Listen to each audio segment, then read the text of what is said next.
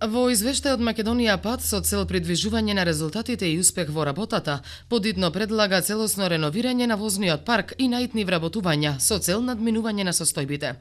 Вкупната вредност на механизацијата која некогаш била купена ганц нова и вредела 1,487 милиарди денари, сега вреди само 66,7 милиони денари, што е намалување на вредноста за 95%. Од предпријатието се жалат до надредениот орган дека на овој начин само се прават непотребни трошоци за незино одржување и нови делови, што е повеќе од загрижувачка состојба, затоа што предпријатието работи со скоро целосно амортизирана опрема, што е причина за многу високите трошоци за резервни делови и услуги за одржување во исправна состојба, се вели во извештајот кој повеќе наликува на поплака.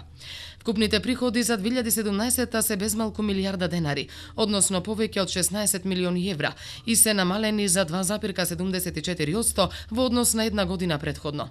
Редовните приходи во вкупните изнесуваат со учество од 95%, што е висок процент, и истите се намалени за 3,11% во однос на 2016. Вкупните расходи се 931 милиони денари и се намалени за 5,77%. Тука влегуваат потрошени суровини и материјали, трошоци за електрична енергија, трошоци за гориво, транспортни услуги и услуги за одржување и заштита, услуги за зимска служба.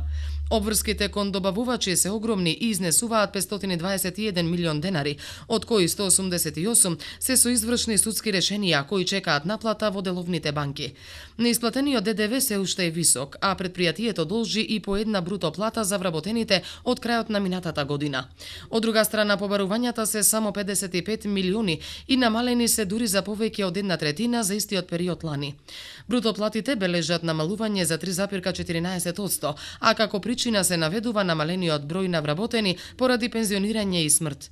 Бројот на работници е намален од просечни 804 на 790, а бруто платата е 29,9 илјади, што е помалку од просечната.